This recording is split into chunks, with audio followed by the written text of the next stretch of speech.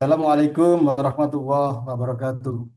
Waalaikumsalam Waalaikumsalam Waalaikumsalam warahmatullahi warahmatullahi wabarakatuh. Waalaikumsalam wabarakatuh. warahmatullahi wabarakatuh. Bismillahirrahmanirrahim. Wassalatu wassalamu ala asrafil anbiya wal mursalin sayyidina wa maulana Muhammadin wa ala alihi wa sahbihi ajma'in amma ba'du.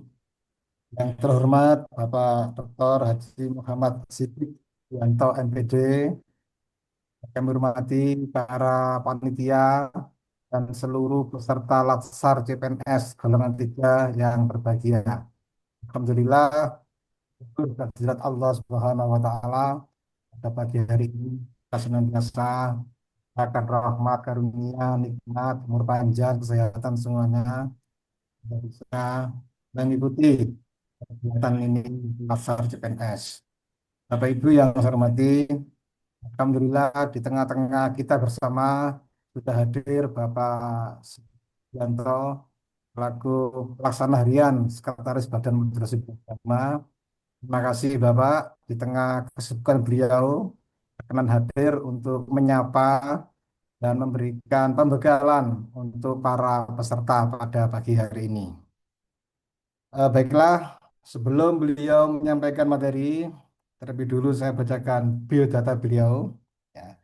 Nama lengkap Pak Dr. Haji Muhammad Siddiq Sudianto, MPD.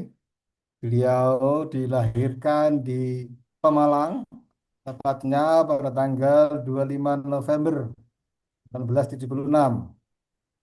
Membina tingkat 1-4B, jabatan sekarang sebagai Kepala Pusat Penilaian Buku Agama, Lektur, dan Literasi Keagamaan. Sekretariat Jenderal Kementerian Agama Republik Indonesia. Dan untuk kali ini beliau diberikan amanat sebagai pelaksana harian Sekretaris Badan Moderasi Beragama dan Pengembangan Sumber Daya Manusia. Untuk pendidikannya S3 dan riwayat pengalaman jabatan beliau. Nah, ini sudah ditampakkan di layar. Ya.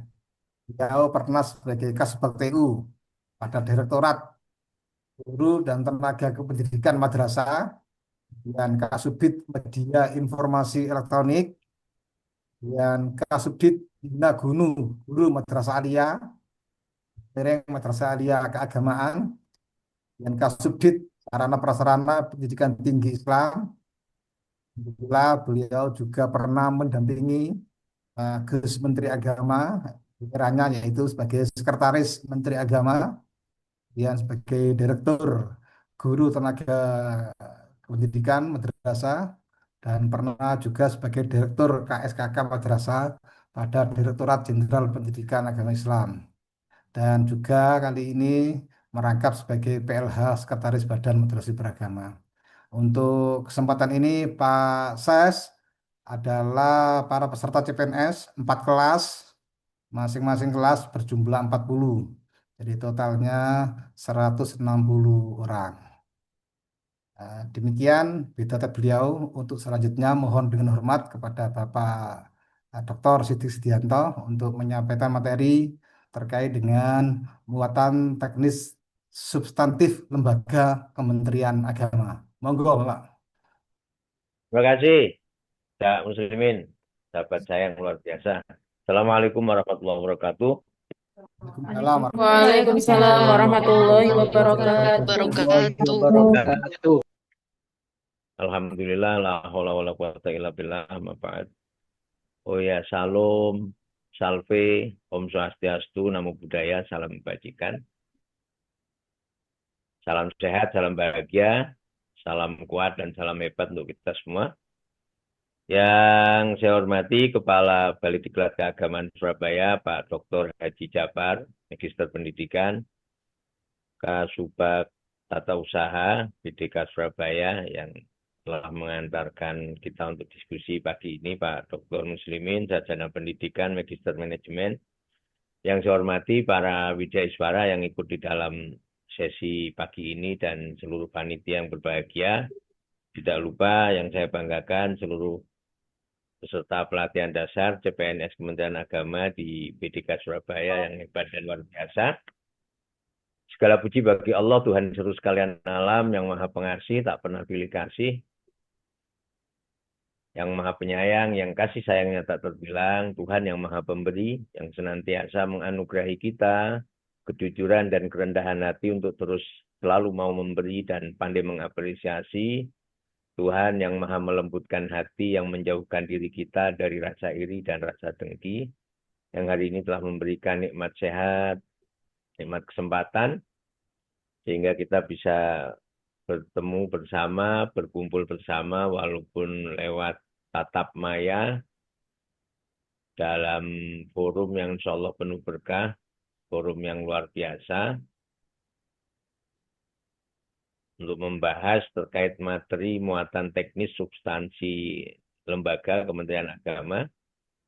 Saya merasa bangga, bahagia bisa hadir di tengah-tengah teman-teman sekalian, orang-orang hebat, orang-orang luar biasa, calon pegawai negeri sipil Kementerian Agama. Teman-teman sekalian yang berbahagia, jadi muatan teknis substansi lembaga adalah bagian dari pelatihan yang bertujuan untuk memberikan pemahaman yang mendalam mengenai tugas, fungsi, dan struktur organisasi kelembagaan kita, khususnya untuk sampaian semua para calon pegawai negeri sipil. Dan saya sampaikan bahwa menjadi ASN di Kementerian Agama bukanlah sekedar profesi biasa, melainkan panggilan pengabdian. Kita dituntut untuk menjadi pelayan publik yang tidak hanya kompeten secara teknis, tetapi juga memiliki integritas moral, spiritual, dan sosial. Jadi teman-teman sekalian, menjadi bagian dari Kementerian Agama bukanlah sekedar menjalankan tugas administratif saja nantinya. Tetapi kita adalah penjaga nilai, pengemban amanah, dan pelayan publik yang bertugas menjaga harmoni, menjaga moderasi dan keberagaman bangsa Indonesia. Ini sebagaimana yang ada di dalam layar ini, bagaimana tugas dari Kementerian Agama. Jadi di dalam Peraturan Presiden nomor 152 tahun 2024 di pasal 5, itu disebutkan bahwa Kementerian Agama mempunyai tugas menyelenggarakan urusan pemerintahan di bidang agama untuk membantu Presiden dalam menyelenggarakan pemerintahan negara. Jadi kalau melihat pasal 5 ini, tugas Kementerian Agama ini, maka Kementerian Agama adalah institusi yang memiliki mandat sangat besar. Jadi yang pertama adalah bagaimana membina kehidupan beragama yang rukun dan harmonis, kemudian juga menjaga nilai-nilai kebangsaan dalam bingkai keagamaan, serta mendorong kemaslahatan umat melalui kebijakan-kebijakan yang inklusif dan berkeadilan. Jadi sebagai calon pegawai negeri sipil, teman-teman sekalian menjadi bagian dari transformasi birokrasi yang berorientasi pada pelayanan, akuntabilitas, dan inovasi.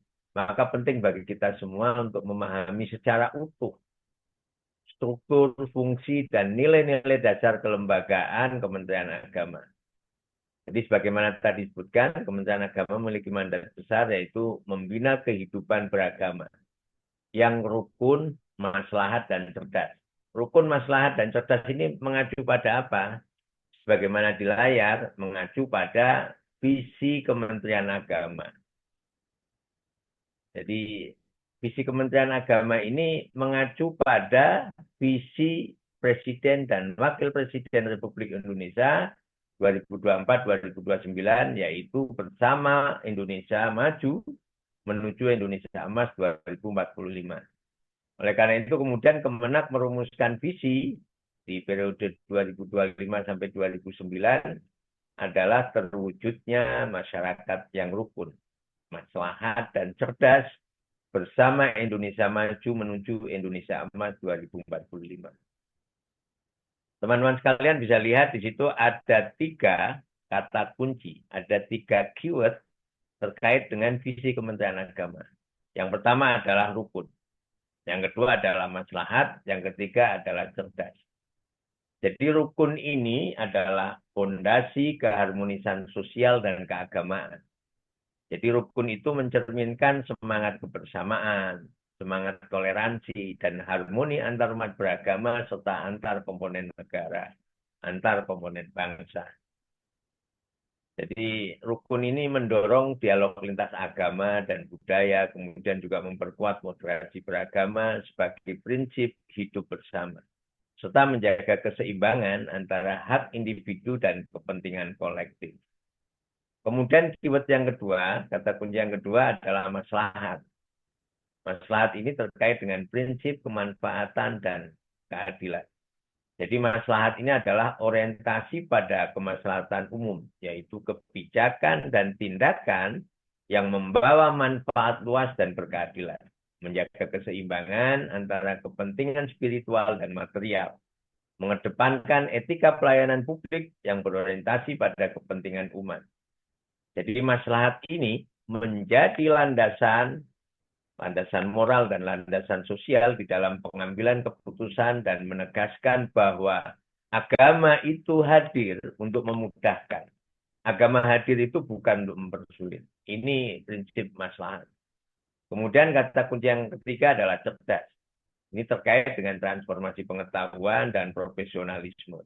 Jadi cerdas ini adalah mencerminkan kemampuan seorang untuk berpikir kritis, inovatif, adaptif, di dalam menghadapi tantangan zaman.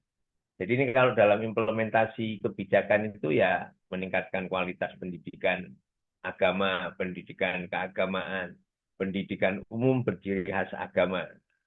Kemudian mendorong ASN yang profesional, berintegritas, berwawasan luas.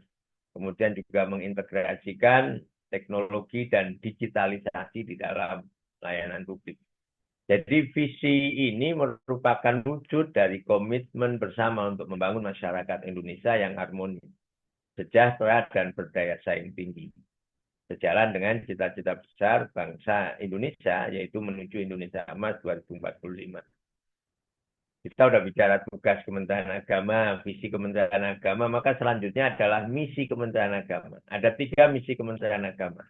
Yang pertama adalah meningkatkan kualitas kehidupan beragama yang rukun dan berorientasi pada kemaslahatan. Misi yang kedua adalah meningkatkan kualitas pendidikan umum dengan kekhasan agama, pesantren, dan pendidikan keagamaan. Ini kurang pas kalimatnya. Sesungguhnya ini meningkatkan kualitas pendidikan umum, pendidikan, ya, sebentar, meningkatkan kualitas pendidikan agama, pendidikan keagamaan, dan pendidikan umum berciri khas agama, serta pendidikan pesantren. Nanti diperbaiki Mas Roiza. Jadi meningkatkan kualitas pendidikan agama, pendidikan keagamaan, pendidikan umum berciri khas agama, dan pendidikan pesantren. Kemudian yang ketiga adalah meningkatkan tata kelola pemerintahan yang baik atau good governance. Kita lanjut. Nah, ini susunan organisasi di Kementerian Agama. Jadi ini terakhir berdasarkan Peraturan Menteri Agama nomor 33 tahun 2024 yang dikeluarkan pada tanggal 31 Desember. Jadi ini susunan Kementerian Agama dimulai dari Sekretariat Jenderal, kemudian ada Direktorat Jenderal Pendidikan Islam, kemudian juga ada Direktorat Jenderal Penyelenggaraan Haji dan Umroh, yang mungkin nanti kalau sudah terbit undang-undang baru tentang penyelenggaraan haji, Direktorat Jenderal Penyelenggaraan Haji dan Umroh ini akan hilang, karena sekarang sudah ada Badan Penyelenggara Haji atau BPH. Kemudian ada Direktorat Jenderal Bimas, Bimbingan Masyarakat, ya ini mulai Islam, Kristen, Katolik, Hindu, Buddha. Kemudian juga ada Inspektorat Jenderal, ada Badan Moderasi Beragama dan Pengembangan Sumber Daya Manusia. Nah, BMBPSDM ini adalah yang membawahi BDK, kemudian Lokadiklat dan BLA, Badan Litbang Keagamaan. Nah, setelah BMBPSDM itu sungguhnya ada di bawahnya itu staf ahli. Ada staf ahli bidang hubungan kelembagaan, kemudian manajemen komunikasi informasi, hukum dan hak asasi manusia, Kemudian ada beberapa pusat yang langsung di bawah menteri, ada 5 pusat. Pusat data informasi, pusat pembiayaan, pusat kerukunan umat beragama, pusat penilaian buku, dan pusat penguju. Ini kita selanjutnya bicara tentang Badan Moderasi Beragama dan PSDM, pengembangan sumber daya manusia. Jadi Badan Moderasi Beragama ini sesuai PMA 33 tadi yang saya sebutkan tahun 2024 pasal 418 disebutkan bahwa BMB PSDM itu mempunyai tugas melaksanakan perumusan dan pemberian rekomendasi kebijakan di bidang moderasi beragama dan pengembangan sumber daya manusia agama dan keagamaan. Nah, ini di bawahnya strukturnya itu ada 5 eselon 2. Yang pertama adalah sekretaris, yaitu di sekretariat BMB PSDM, pejabatnya namanya sekretaris. Kemudian ada pusat strategi kebijakan, Pustraja singkatannya, pusat strategi kebijakan, PBA, pembangunan bidang agama. Kemudian ada Pustrajak pendidikan agama dan pendidikan keagamaan. Jadi Pustrajak PAPK. Ada juga pusat pengembangan kompetensi yang dulunya adalah Pusdiklat. Sekarang menjadi dulu Pusdiklat teknis dan Pusdiklat administratif, sekarang menjadi Pusbangkom. Ada Pusbangkom manajemen kepemimpinan moderasi beragama. Ini dulunya adalah Pusdiklat administrasi. Kemudian ada Pusbangkom Pusbangkom sumber daya manusia, pendidikan dan keagamaan. Nah, ini sekarang namanya Pusbangkom SDMPK, dulunya Pusdiklat teknis. Di bawah BMB PSDM itu ada UPT Lajnah Pentahqiq Mushaf Al-Quran. Ini yang nanti kalau ada perubahan struktur kemungkinan akan berubah menjadi ikut ke Bimas Islam. Kemudian ada UPT Balai Litbang Agama. Ini BLA. Ada di Semarang, kemudian Makassar, dan Jakarta. Kemudian ada UPT lain adalah Balai Diklat Keagamaan. Ini jumlahnya ada 14 seluruh Indonesia. Dan salah satunya adalah Surabaya. Dia BDK terbesar, terbagus lah ya Pak Muslimin ya. Kemudian ada UPT yang lain itu Lokat Diklat. Ini kelasnya masih di bawah BDK, ada di Lampung dan di Pekanbaru. Nah, jadi kita lanjut. Jadi di era digital dan disrupsi sosial ini, Kementerian Agama itu berupaya untuk terus berubah, terus berbenah. Salah satunya adalah mendorong digitalisasi layanan keagamaan, reformasi birokrasi berbasis nilai, kemudian penguatan literasi keagamaan yang inklusif, kolaborasi lintas sektor untuk membangun harmoni sosial. Nah, ini kemudian dituangkan di dalam Asta Protas Kementerian Agama Berdampak. Asta Protas ini adalah 8 program prioritas dari Menteri Agama yang tertuang di dalam Keputusan Menteri Agama nomor 244 tahun 2025. Dan ini merupakan 8 prinsip dasar yang menjadi pijakan moral dan etika kerja seluruh jajaran Kementerian Agama di dalam menjalankan tugas dan tanggung jawabnya. Jadi nilai-nilai yang terkandung dalam Asta Protas ini secara selaras itu mendukung pencapaian misi Kementerian Agama yang tadi, 3 tadi di atas. Khususnya dalam memperkuat moderasi beragama, meningkatkan layanan keagamaan dan pendidikan keagamaan yang berkualitas, serta mewujudkan tata kelola pemerintahan yang bersih, efektif, dan berintegritas. Kita mulai satu-satu secara singkat ya. Yang pertama, Asta Protas pertama adalah meningkatkan kerukunan dan cinta kemanusiaan. Jadi ini Asta Protas ini adalah memperkuat kerukunan antar umat beragama, mempromosikan moderasi beragama, juga menanamkan nilai-nilai kemanusiaan di dalam kehidupan beragama. Kemudian asas protas yang kedua adalah penguatan ekoteologi. Ini adalah Kementerian Agama mengajak kepada kita semua, ASN di Kementerian Agama, untuk ikut terlibat langsung, aktif di dalam pelestarian lingkungan hidup, dan memiliki tanggung jawab terhadap krisis iklim global.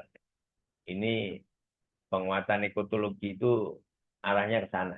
Kemudian yang ketiga adalah layanan keagamaan berdampak. Ini mengatur nantinya standarisasi pengelolaan rumah ibadah, kemudian pemberdayaan rumah ibadah, serta penguatan literasi keagamaan. Kemudian asas protas yang keempat adalah mewujudkan pendidikan yang unggul, ramah, dan terintegrasi.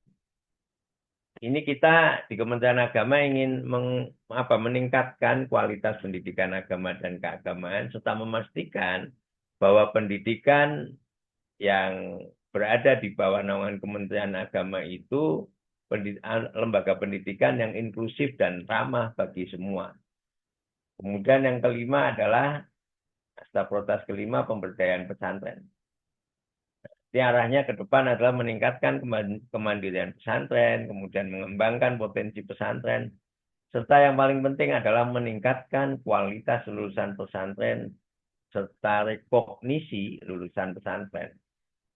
Kemudian yang keenam, pemberdayaan ekonomi umat. Ini terkait dengan optimalisasi penghimpunan dana sosial keagamaan. Ada wakaf, zakat, kemudian juga pengembangan ekonomi umat melalui berbagai program pemberdayaan. Yang ketujuh adalah sukses haji. Jadi tahun ini adalah kemungkinan tahun terakhir Kementerian Agama sebagai penyelenggara haji, dan alhamdulillah kemarin berjalan lancar, sukses. Kalau ada kekurangan, itu akan menjadi evaluasi untuk pelaksanaan haji ke depan. Kemudian yang terakhir adalah digitalisasi tata kelola. Ini kita ingin meningkatkan efisiensi dan transparansi di dalam tata kelola pemerintahan di Kementerian Agama. Jadi kita ingin memanfaatkan teknologi informasi dan komunikasi dalam tata kelola pemerintahan dalam rangka apa? Ya efisiensi dan transparansi. Ini 8 protas yang menjadi landasan atau pijakan moral bagi kita semua aparatur sipil negara di Kementerian Agama. Dan ini pasti tadi saya sebutkan selaras untuk mendukung pencapaian misi Kementerian Agama. Struktur sudah, tugas fungsi sudah, kemudian visi misi sudah. Maka selanjutnya saya ingin mengajak atau mengenalkan teman-teman sekalian pada core value aparatur sipil negara Kementerian Agama atau nilai-nilai dasar dari aparatur sipil negara Kementerian Agama. Jadi core value ini ada di Peraturan Menteri Agama Republik Indonesia nomor 12 tahun 2019 yang mengatur tentang kode etik dan kode perilaku pegawai aparatur sipil negara Kementerian Agama. Jadi yang pertama apa? Keimanan dan ketakwaan kepada Tuhan Yang Maha Esa.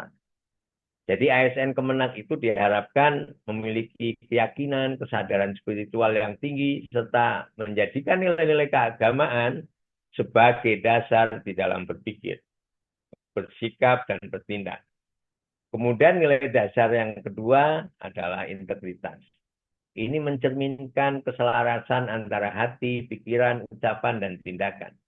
Oleh karena itu, ASN Kementerian Agama itu harus dapat dipercaya, jujur, serta menjunjung tinggi etika di dalam setiap tugasnya. Yang ketiga, profesionalisme. Jadi ASN Kementerian Agama wajib melaksanakan tugas secara profesional. Profesional itu apa sih? Ya disiplin, kompeten, tepat waktu. Dan yang pasti adalah menghasilkan kinerja terbaik sesuai dengan standar pelayanan publik. Kemudian nilai dasar ASN Kemenak yang keempat adalah tanggung jawab. Jadi ini ASN Kementerian Agama itu harus menempatkan kepentingan negara, kepentingan masyarakat di atas kepentingan pribadi dan golongan. Serta harus mampu bertanggung jawab atas setiap keputusan dan tindakan yang diambil di dalam pelaksanaan tugas. Dan yang terakhir adalah keteladanan. ASN Kementerian Agama harus menjadi panutan di dalam kehidupan sosial dan profesional, menunjukkan sikap yang luhur, santun, dan berakhlak mulia di dalam setiap interaksi dengan masyarakat, dengan umat. Jadi ini nilai-nilai dasar yang harus dipegang oleh teman-teman sekalian sebagai ASN baru di Kementerian Agama. Nah, penjabaran dari 5 core value tadi itu ada ini di kode etik dan kode perilaku ASN Kementerian Agama. Jadi dijabarkan tiap core value tadi, yang pertama nilai keimanan dan ketakwaan. Ini di dalamnya apa saja? Banyak hal itu, mulai dari tidak melakukan tindakan yang tidak melanggar, atau bertentangan dengan sumpah janji pegawai, kemudian menjadi teladan, melaksanakan tugas kemanusiaan, dan seterusnya, dan seterusnya. Coba lanjut.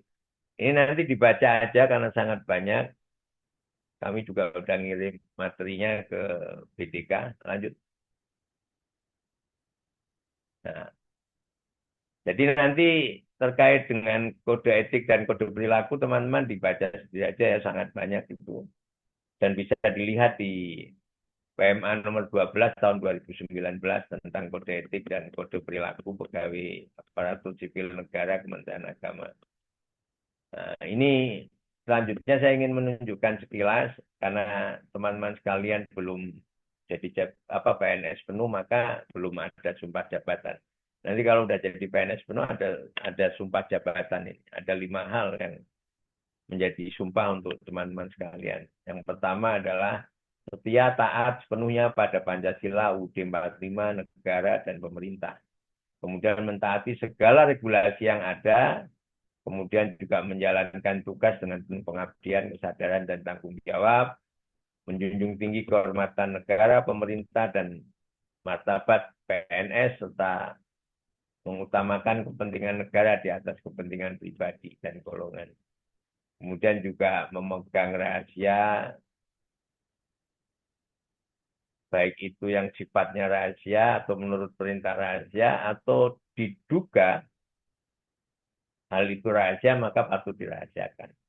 Sumpah jabatan yang kelima bekerja dengan jujur, tertib, cermat, dan bersemangat untuk kepentingan negara. Dan saya ingin sampaikan ke teman-teman sekalian ya, ketika tanggal 14 bulan Juli ya, ketika Pak Menteri itu membuka latsar CPNS, itu kan beliau menjelaskan bahwa menjadi ASN Kementerian Agama itu adalah tugas yang sangat mulia. Karena apa? Karena terikat dengan posisi kita sebagai penjaga moral bangsa. Saat itu Pak Menteri mengatakan itu.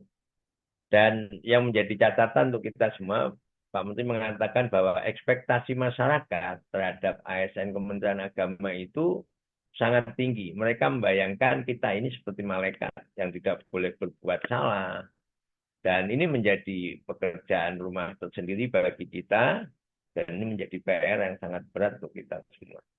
Dan saat itu Pak Menteri juga memperkenalkan akronim Istiqomah. Saya ingat betul itu akronim Istiqomah, yang akronim itu Istiqomah itu I-nya adalah untuk ikhlas, S-nya untuk sabar, T-nya untuk tawadu, kemudian I-nya untuk istiqomah, O-nya itu adalah qanaah, kemudian M-nya adalah mutawasid, A itu untuk adab, dan H itu untuk hilmun. Nah, kita ulas sedikit saja. Jadi ikhlas, yang pertama ikhlas ya. Ikhlas ini kan bisa bermakna ya tulus hati, bersih hati, atau rela. Dan kalau kita dalam konteks agama Islam, ikhlas itu merujuk pada kemurnian niat di dalam beribadah dan beramal. Jadi kita bekerja semata-mata karena Allah tanpa mengharapkan pujian dan imbalan dari manusia. Kemudian yang kedua sabar. Sabar ini adalah kemampuan menahan diri dari reaksi emosional yang negatif di dalam menghadapi situasi sulit, di dalam menghadapi cobaan dan penderitaan. Jadi sabar ini bermakna kemampuan untuk tetap tenang, tabah, dan tidak mudah putus asa, serta mampu mengendalikan diri dalam menghadapi berbagai tantangan itu. Kemudian tawadhu. Tawadhu ini ya rendah hati ya. Rendah hati, bukan rendah diri. Rendah hati itu tidak sombong, tidak merasa lebih tinggi dari orang lain. Dan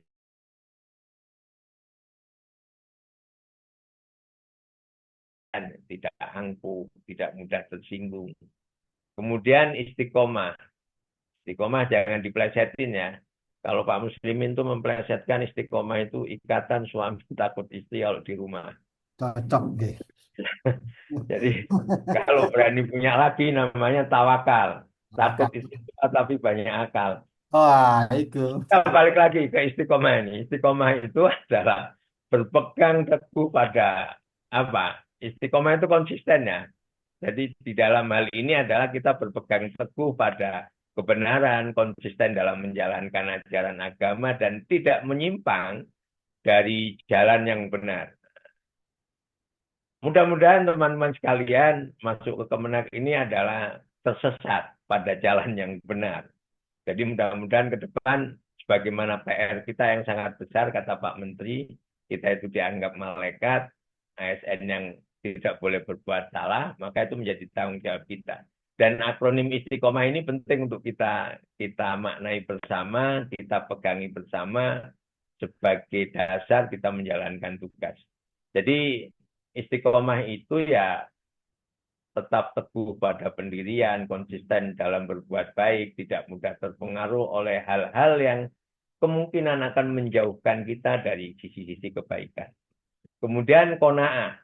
Qanaah ini adalah sikap menerima, sikap merasa cukup dengan apa yang telah Allah berikan. Jadi syukur atas nikmat yang kita terima. Kan kalau kata Ustadz Muslimin kan la ing syakartum la azidanakum wa la ing kafartum inna adzabil syadid. Siapa yang mensyukuri semua nikmat yang kita terima itu akan ditambah katanya oleh Allah kan. Jadi qanaah ini merasa cukup, merasa puas. Seorang yang memiliki qanaah itu biasanya berlapang dada. Tidak terobsesi dengan hal-hal yang bersifat materialistik. Biasanya orang baru masuk ini, para ASN tuh lihat senior-seniornya, seniorku kok sugih-sugih, punya ini, punya itu. Wah. Itu kesampingkan dulu. Jadi bahwa tidak ada larangan PNS itu untuk kaya. Tetapi kalau berpikirnya adalah hanya untuk itu menjadi nanti kita bisa gelap mata. Dan tadi seperti mukadimah saya bilang bahwa Tuhan itu maha melembutkan hati yang nantinya kemudian menjauhkan kita dari rasa iri dan rasa dengki. Makanya kemudian kita harus menjauhkan dari rasa iri terhadap apa yang dimiliki oleh orang lain. Jadi qanaah itu adalah mental qanaah ini mental menerima ya. Jadi jangan pernah di hati kita itu ada mental kepiting. Mental kepiting itu adalah mental yang tidak pernah ikhlas, tidak pernah rela melihat teman-teman kita, kolega kita itu hebat, kolega kita itu kaya, kolega kita itu luar biasa. Nah, ini penting, qanaah itu di situ. Kenapa saya bilang jangan punya mental kepiting? Kalau teman-teman sekalian pernah melihat kepiting di dalam baskom, kepiting hidup ya, 5 atau 4 kepiting itu nggak akan pernah ada kepiting yang bisa naik ke atas.